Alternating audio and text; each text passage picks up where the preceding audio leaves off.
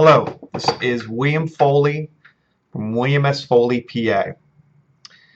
And I'm going to go through with you today an article I wrote previously that's entitled, What to Do When You're Served with Divorce Papers in Hillsborough County, Florida. Now, it's normal to be confused and a little scared when served with divorce papers. Sometimes you may be served by a sheriff or a private process server.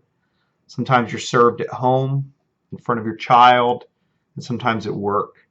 No matter how it happens, you need to know how to proceed. So I'm going to go through, and there's a number of steps that we're going to go through during this video. Step number one is don't panic.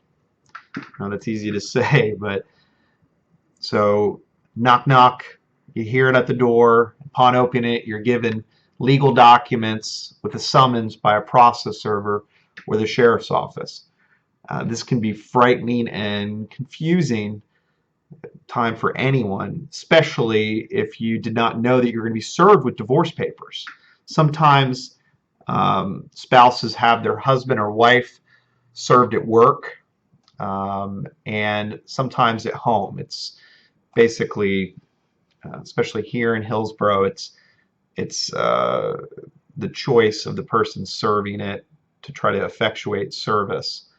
But no matter how it's effectuated, first thing you need to do is not panic. The process server is just doing their job, so it's not a good idea to yell at them or blame them, because they could come in as a witness as well during your case. So you probably don't want to throw anything at their head, and you just have to be careful. Even though it can be, again, a very stressful and scary time, and sometimes people act in a way that maybe they would have never acted. So again, if you see the writing on the wall and you see it might be coming, be careful how you act when you're presented with it, because again, these people can be called as witnesses. Read the title of the documents that are served and make sure that you're actually being served with divorce papers and not a domestic violence injunction by a police officer or some other legal documents. Those are other types of legal proceedings, and they're beyond the scope of this video blog today. But if you are served with a petition for dissolution of marriage with or without children, then just, again, please try to stay calm and just begin reading the paperwork. So that's step number two. Read the paperwork right now. Not in front of the children, of course. And you know, if you're at work or it's a stressful time to do it, then you may want to wait a little bit, but definitely that day, try not to waste too much time, because you never know if there's a hearing that's been set or where you are at in the process. So again, it's important to dive right in and to start trying to see if you can, you know, determine if there's been any hearings set, and just to understand what you're actually being served with. So I know it's going to be confusing, but I've had a number of people that have come to me that didn't even look at the paperwork and definitely did not read all of the documents that they were served with. So in Hillsborough County, Florida, where I practice, if your case involves minor children, and sometimes even cases without minor children, a standing order is put in place, and you must abide by that standing order. And what a standing order is it's an order by the judge which basically states the rules for the case, and it goes through a number of different categories of how both parties need to act during the case, and it's effective on you when you're served. So you have to take it very carefully and read it immediately, and this way you can understand what the court expects of you, and take some time after you've read it the first time, put it aside, and then come back and read it again. That goes into step number three. Take notes. Again, there's a lot of legal jargon in the petition package, and that term right there, petition package, is a petition for divorce, and sometimes we'll call it a petition package of all the documents that you're served with. But a lot of the terms that you will be confronted with in that petition package is a lot of legal jargon, but just do your best to understand what you're served with. Take notes on a separate sheet of paper if possible.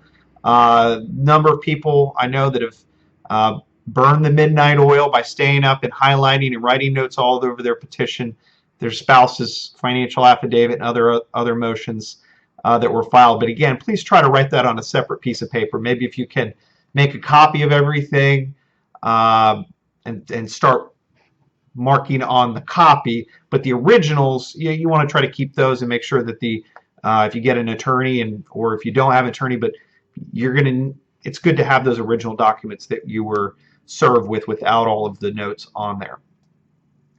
And if you retain an attorney, they're probably going to need a good clean set of copies of the documents. So just start writing on a separate sheet of paper, or this is a perfect time to start a divorce journal. And you can begin writing notes in that journal at this time. You can start detailing from the time you were served and what occurred and what happened when you read through all the paperwork and what things came to your mind, notes and ideas and questions that are already starting to come to your mind. And they're going to keep coming to your mind. So this would be a good place to mark it down. But you want to keep this journal private, so be careful with that. Step number 4, calendar your deadline for answering the petition. Now you need to do this immediately. If you're the summons that you're served with, and that's usually it's what the process server will make a note on, or usually kind of in the front of the packet or somewhere close, but it's called a summons, states that you have 20 days to answer, then you need to abide by that summons. The normal amount of time in Hillsborough County, Florida, to file a petition for dissolution of marriage is 20 days, and you must file your answer in the court file prior to that deadline, or your spouse may move for a default in your case. Also calendar any dates that you see within the packet of documents you're served with. Sometimes you won't see any. Sometimes there might be a notice of hearing or some other documents which state that you have to provide different discovery documents or what have you within a specified period of time. So it's a good idea to make sure that you are writing down these dates immediately.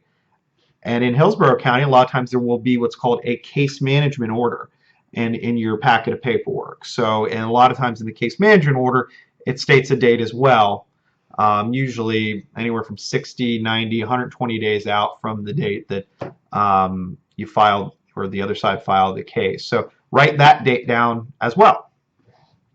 If you're in Hillsborough County, you probably should have a case management order. That's, again, a very important date in your case. If you don't see one in the packet, then call the clerk's office immediately to make sure you know when your next court date is. In doing thousands of consultations, I can't count how many times people have said, I had no idea that there was a case management conference set in my case, or I didn't know that that was a hearing, or a whole litany of other things that, again, this is important for you to know because that's a very important date in your case.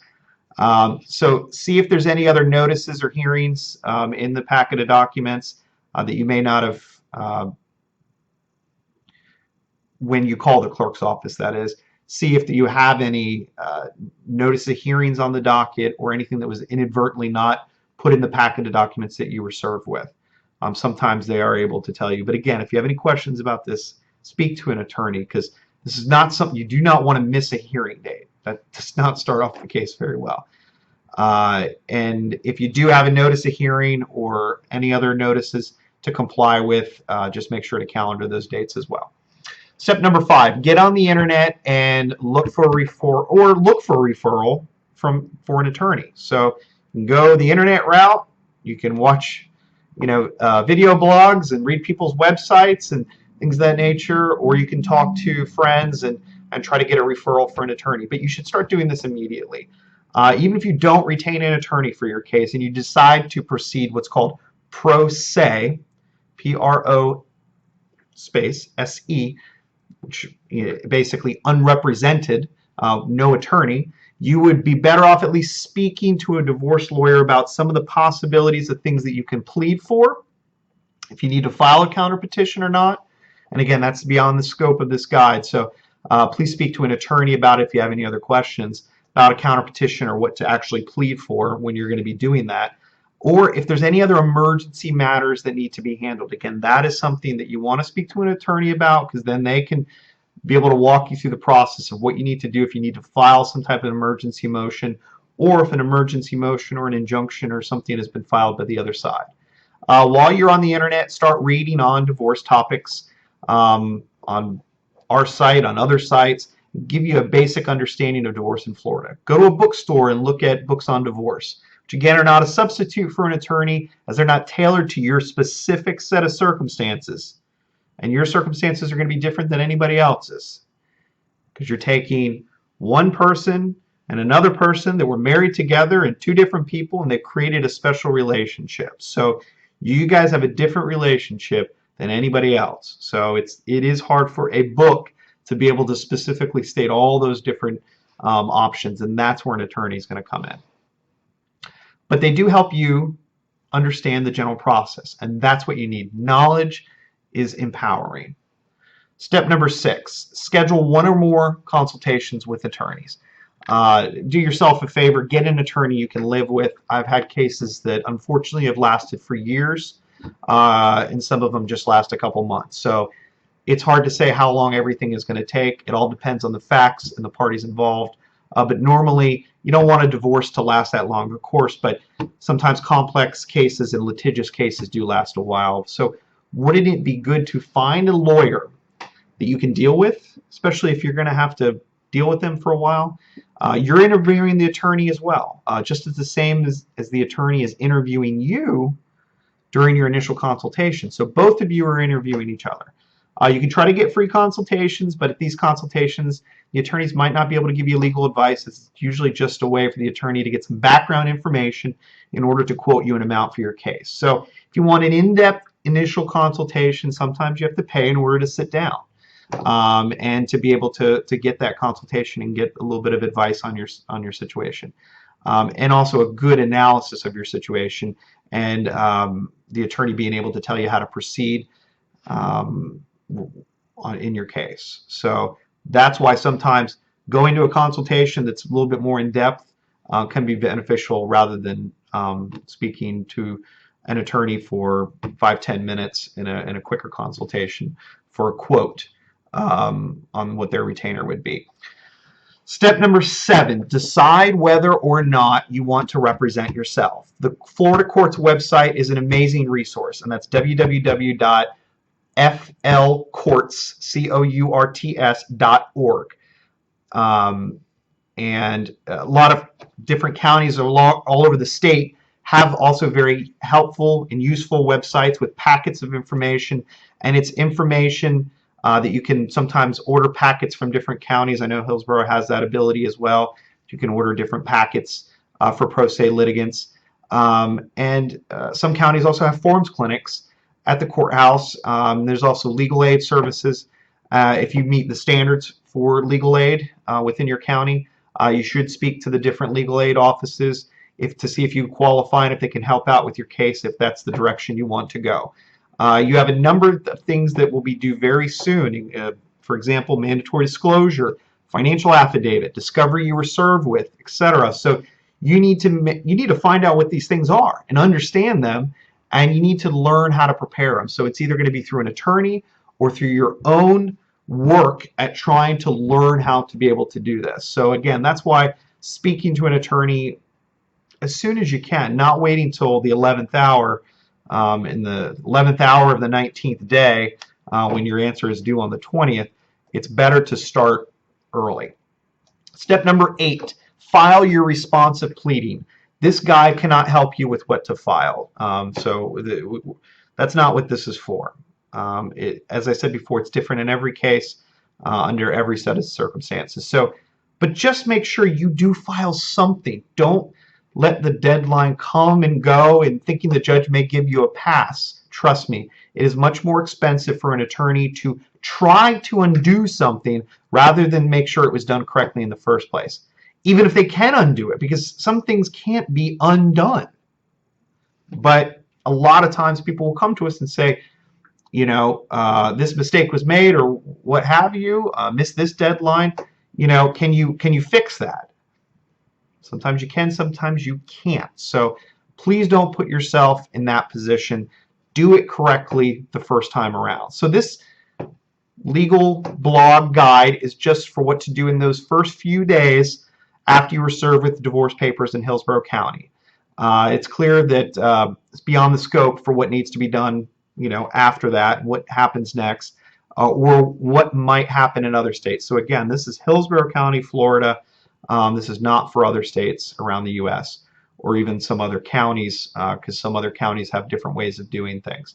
So I'd suggest you speak to an attorney to determine what's your best way to proceed in the case and what the law is in your jurisdiction. And they should be able to tell you what to file in your case in response to the petition for dissolution of marriage. Thank you, and this has been William S. Foley from William S. Foley, PA. Have a wonderful day. Thank you.